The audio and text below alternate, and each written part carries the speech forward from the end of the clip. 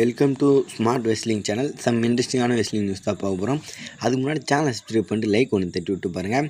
First of all பார்த்தீங்கன்னா, இப்போது இந்த Rhea Ripley versus Becky versus Stephanie Vaquer இந்த ரூமர் வந்து இப்போ போயிட்டுருக்கு. அண்ட் கைஸ், இதை பற்றி கன்சிடரேஷன் பண்ணிகிட்ருக்காங்களாம். இந்த ட்ரிபிள் த்ரெட் மேட்ச்சு நடத்துக்கிறதுக்கு பிளான் போயிட்டுருக்கான். இந்த மேட்ச் நடந்தால் நல்லாயிருக்கும். ஸ்டெஃபனி வெல்கருக்கும் பார்த்தீங்கன்னா அவங்க லெவலில் பெக்கி அண்டு ரியா ரெப்லி அளவில் பார்த்தீங்கன்னா அவங்க லெவல் சூப்பர் ஸ்டார்ன்ற மாதிரி காமிச்சிக்கலாம். அவங்க கூட ஃபைட் பண்ணி இப்போ கரண்ட் வேர்ல்டு சாம்பியனாக இருக்காங்க. ரெஸ்ல்மேனியா வரைக்கும் பார்த்தீங்கன்னா அவங்க தான் சாம்பியனாக இருக்க போகிறாங்க பலக்கு. எதுவாக இருந்தாலும் ரெஸ்ல்மேனியா அதுக்கப்புறம் தான் இவங்க டைட்டில் சேஞ்ச் ஆகிறதுக்கு வாய்ப்பு இருக்குது இந்த ரூமர் வச்சு பார்த்தா. அண்ட் கைஸ், மேட்ச் நடந்தால் பார்த்தீங்கன்னா டாப்பாக தான் இருக்கும். ஏன்னா 2 டாப் சூப்பர் ஸ்டார் இருக்காங்க. நம்ம பெக்கியும் தாறுமாறான சூப்பர் ஸ்டார், ரியா ரெப்லி சொல்லவே தேவையில்லை. அப்போது பெக்கி கிட்டே இருக்க இன்டர்கான்டினல் சாம்பியன்ஷிப் அது வந்து பார்த்தீங்கன்னா கண்டிப்பாக சாம்பியன்ஷிப் தோக்குற மாதிரி தான் இருக்கும். ரெஸ்ல்மேனியாக்குள்ளே தோற்றுருவாங்கன்னு தான் நான் நினைக்கிறேன்.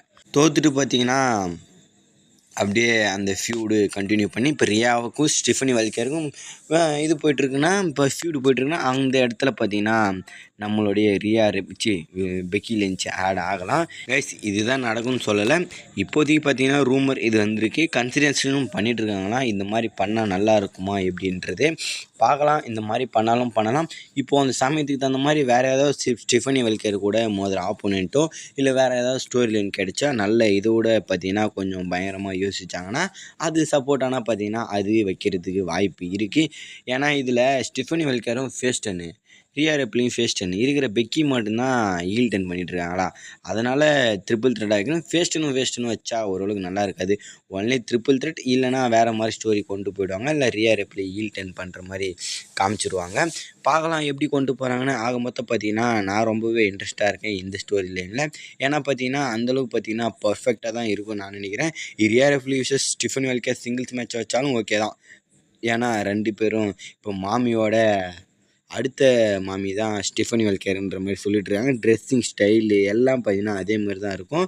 ஓரளவு பார்த்தீங்கன்னா அந்த மாதிரி தான் பேச்சுவார்த்தை நடந்துனுது. பார்க்கலாம் அந்த மேட்ச் நடக்குதா இல்லையா. நெக்ஸ்ட் வந்து பார்த்தீங்கன்னா இந்த பார்ட் 2 மூவி இருக்குல்ல, இதுக்கு வந்து பார்த்தீங்கன்னா இப்போது வாய்ஸ் கொடுக்க போகிறது நம்மளுடைய சிஎம் பங்க் அண்ட் ரோமன் தான். இல்லை ராக்கோட பேரும் அடிப்பட்டுது. அது என்னன்னு எனக்கு சரியாக தெரியல. இங்கே பார்த்தீங்கன்னா ஸ்டார்ட் பண்ணிட்டாங்க இந்த மூவிக்கான வாய்ஸ் கொடுக்குறதும். நான் பார்த்துருந்தேன் வீட்டிலேருந்தே பார்த்தீங்கன்னா சிஎம் பங்க்கும் ரோமன் ரெயின்ஸும் பார்த்தீங்கன்னா அவங்கவுங்க வீட்டில் இருந்தே பார்த்தீங்கன்னா வாய்ஸ் ஓவர் கொடுத்துருக்காங்க. அண்ட் கைஸ், இப்போது தமிழ் டப்பிங்கில் அந்த சிங்கம் மூவி பார்த்தீங்கன்னா ஒன்று வந்துருந்ததில்ல, அதில் தமிழ்காரங்க நிறைய பேர் பார்த்தீங்கன்னா வாய்ஸ் ஓவர் கொடுத்து பயங்கரமாக இருந்ததில்ல. இப்போ அதேமாரி தான் இந்த கார்ட்டூன் மூவிக்கு நம்மளுடைய ட்ரைபல் சீஃப் ரோமன் ரெயின்ஸும் சிஎம் பங்க்கும் பார்த்தீங்கன்னா வாய்ஸ் கொடுக்குறாங்க. அண்ட் கைஸ், இதனால் ஏதாவது மேட்ச் தள்ளி போகலாம், இல்லை இவங்க ரிட்டர்ன்ஸ் தள்ளி போகலாம், இல்லை சிஎம் பங்க் கொஞ்சம் நாள் வரமாட்டாரா, இல்லை ரோமன் ரெயின்ஸ் கொஞ்ச நாள் வரமாட்டாரா அப்படின்னா அதெல்லாம் கிடையாது. ஃபியூடோ இல்லை ஸ்டோரியிலும் பார்த்தீங்கன்னா கரெக்டாக போயினபடியாக தான் இருக்கும். எங்கெங்கெல்லாம் அவரை கேப் கிடைக்குதோ அங்கெல்லாம் பார்த்தீங்கன்னா அந்த வாய்ஸ் ஓவர் கொடுத்துப்பாங்க. அவ்வளோதான் கொடுத்து பார்த்தீங்கன்னா அந்த மூவியை கம்ப்ளீட் பண்ணிவிடுவாங்க. அண்ட் கைஸ், நெக்ஸ்ட்டு வந்து பார்த்தீங்கன்னா டாமினிக் மிஸ்டீரியோ விசஸ் ரே மிஸ்டீரியோ அப்பம் புள்ள சண்டை தான். இதுதான் பார்த்தீங்கன்னா பிளான் பண்ணி வச்சுருந்தாங்க சர்வ் சீரீஸுக்கு. பட் இங்கே ஜான் சீனாவை கிராண்ட் ஸ்லாம் சாம்பியன் ஆகும்னு சொல்லிட்டு அன்எக்ஸ்பெக்டாக பார்த்தீங்கன்னா ஃபேன்ஸ் ஆசை நிறைவேற்றணும்னு சொல்லிட்டு சடனாக பார்த்தீங்கன்னா யோசித்து இப்போ அது மாதிரி பண்ணியிருக்காங்க. இப்போ இதுக்கு என்ன ப்ரோ வழின்னு கேட்டிங்கன்னா, ஸ்டோரி நடக்கும். ஸ்டோரி லைன் நடத்தினாலும் நடத்துவாங்க. அப்படி இல்லைனா திரும்பி டாம் கிட்டேயே நெக்ஸ்ட் மண்டே நைட் ராலையும் சாம்பியன்ஷிப்பை திரும்பி இவரே வின் பண்ணுற மாதிரி காமிச்சு அங்கே சர்வீஸ் சீரீஸில் அதுக்கப்புறம் மேட்ச் நடக்கிறதுக்கு வாய்ப்பும் இருக்குது. அப்படி இல்லைனா சாம்பியன்ஷிப் இல்லாமல் நடந்தாலும் நல்லாயிருக்கும். பட் சாம்பியன்ஷிப் இருந்தால் இன்னும் பக்காவாக இருக்கும். ரே மிஸ்டீரியோ வின் பண்ணுறாரோ அப்படின்ற மாதிரி எதிர்பார்ப்பு இருக்கும். பட் நார்மல் மேட்ச் வச்சா அவ்வளோ சுவாரஸ்யமாக இருக்காது. பார்க்கலாம் எந்த மாதிரி ஃப்யூச்சர் பண்ணியிருக்காங்கன்னு. ஆக மொத்தம் ரே மிஸ்டீரியோ இப்போ தான் ரிட்டர்ன் பண்ணியிருக்காங்க. அவருக்கு பார்த்திங்கன்னா தரமான ஒரு புக்கிங் ஸ்டோரி லைன் வேணும். அவரும் ரிட்டைர்மெண்ட் ஆகிற ஸ்டேஜில் இருக்கார். மேபி இந்த 1 இயரோ இல்லை நெக்ஸ்ட் இயரோ பார்த்திங்கன்னா அவரும் ரிட்டைர்மெண்ட் ஆகிடுவார்.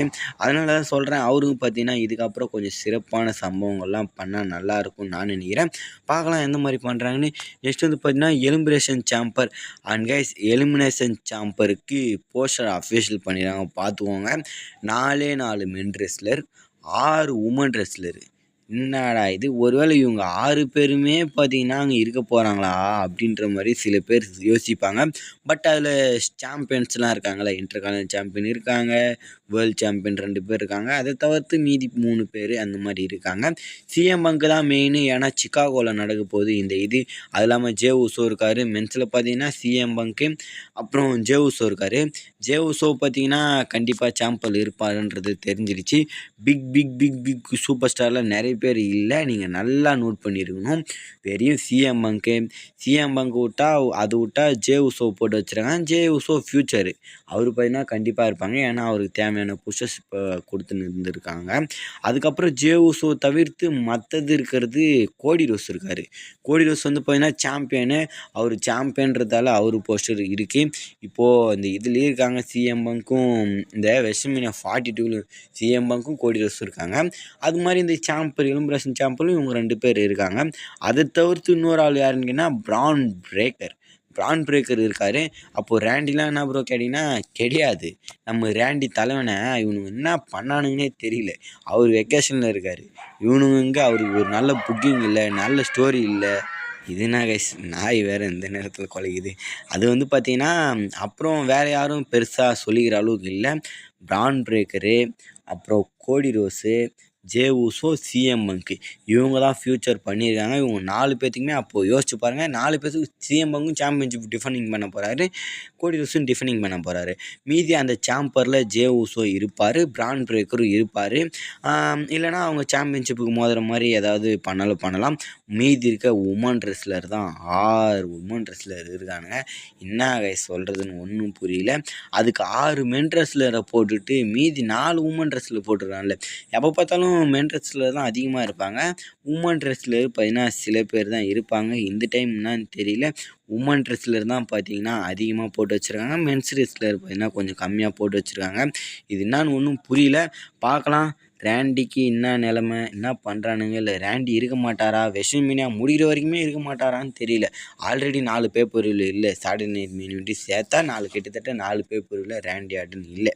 அது மாதிரி ஸ்டிஃபனி ஸ்டேட்டன் இவங்க பார்த்தீங்கன்னா சாம்பியன் வராங்களா என்னன்னு தெரியல. சாம்பியனில் இருப்பாங்கன்னு நான் நினைக்கிறேன். அதை தவிர்த்து கரண்ட் சாம்பியன் பார்த்தீங்கன்னா ஜேட்கார்கள் இருக்காங்க. ஜேட்கார்களும் பார்த்தீங்கன்னா அவங்க சாம்பியனாக இருக்காங்கல்ல, அதனால் பார்த்தீங்கன்னா அவங்க போஸ்டர் வந்திருக்கு. ஜேட்கார்கள் இருக்காங்க, சாம்பியன்ஷிப்பை டிஃபெண்டிங் பண்ணலாம்.